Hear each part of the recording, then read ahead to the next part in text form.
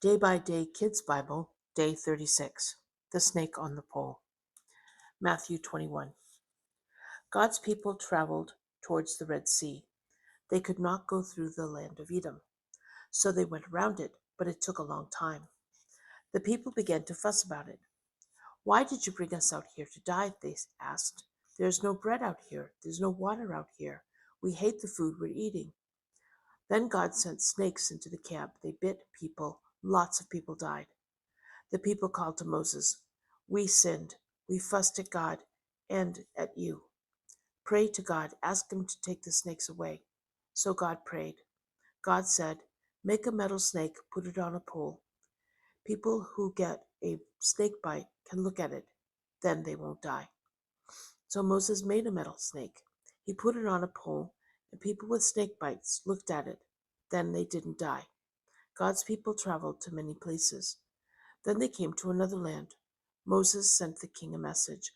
We want to pass through your land. We won't go into any of your fields. We won't drink any of your water.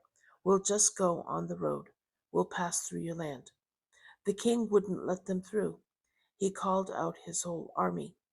He went out into the desert to fight God's people. But God's people fought back. They won. They took lots of land and many cities. Then they made their home there. Still, another king sent his army to fight God's people. God told Moses, Don't be scared of the king. I've given his army and his land to you. So God's people fought the king's army. God's people won. They took his land. An angel and a donkey. Numbers 22. Then God's people traveled to Moab. They made their camp by the Jordan River. Now the people of Moab were afraid of God's people. They had heard what happened to the kings from some other lands. They said, These people will eat us like an ox eats grass. The king of Moab sent a letter to a man named Balaam. It said, Some people have come from Egypt. They are living near me. Come and pray for bad things to happen to them. I know that they are too strong for me. Maybe then I can fight them and win. Maybe I can make them leave my land. I know that you pray for good things to come. They do. When you pray for bad things to come, they do. The king's men took the letter to Balaam, and Balaam told them, Stay here for the night. Then I'll tell you what God says to do. So the men stayed with Balaam for that night. But God came to Balaam, and God said, Who are the men staying with you? The king of Moab sent them with a letter, said Balaam. It's about people who came from Egypt. The king wants me to pray that bad things will happen to them. Don't go with these men, said God. You'd better not pray for bad things for these people. These people are to get good things. Balaam sent to the men the next morning, and he said, Go back home. God won't let me go with you. So the men went back to the king. Balaam won't come with us, they said. Then the king sent more men. These were more important men than the first men. They told Balaam these words from the king. Come with me. Don't let anything stop you. I'll pay you well. I'll do whatever you say.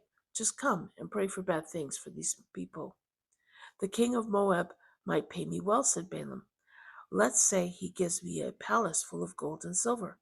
I still can't do anything God said not to do, but stay here tonight and I'll see what God says. So God came to Balaam again. He said, You can go with them, but only do what I tell you to do. The next morning Balaam got up. He put a saddle on his donkey. He started out with the men to see the king of Moab. But God was angry with Balaam. God's angel stood in the road to stop him. Balaam was riding on his donkey. 2 servants were with him, but only the donkey could see the angel in the road. The angel was holding out a sword.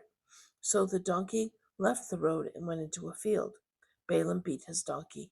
He made her get back on the road. The road got narrow. It went between 2 grape fields. There was a wall on each side of the road. The angel stood in the road again. The donkey saw the angel, so she moved very close to one of the walls. Balaam's foot got pushed against the wall, so he beat his donkey again. Then the angel stood in a very narrow place in the road. There wasn't any room for the donkey to turn around. She saw the angel, so she just laid down with Balaam on top of her. Balaam was very angry. He beat his donkey with his walking stick. Then God made the donkey able to talk. She said, "What did I do? Why did you beat me 3 times? You made me look like a fool," said Balaam. "If I had a sword, I'd kill you." "But I'm your own donkey," said the donkey. "You ride me all the time. Did I ever do this to you before?" "No," said Balaam. Then God made Balaam able to see the angel. Balaam saw that the angel held his sword ready. Balaam put his face to the ground. "Why did you beat your donkey 3 times?" asked the angel. "I came here to stop you. You are taking chances by going with these men. Your donkey saw me. She tried to turn back 3 times. If she hadn't, I would have killed you, but I would have let her go." "I sinned," said Balaam. "I didn't know you were in the road. If you're not happy with me, I'll go home." "Go on with the men," said the angel, "but say only what God tells you to say." So Balaam went on to see the king. The king heard that Balaam was coming, so he went to meet him. "I sent you an important letter," he said. "I want you to hurry and come." "Why didn't you come? I can pay you very well." "I'm here now," he said, but I can only do what God, but I can only say what God tells me to say."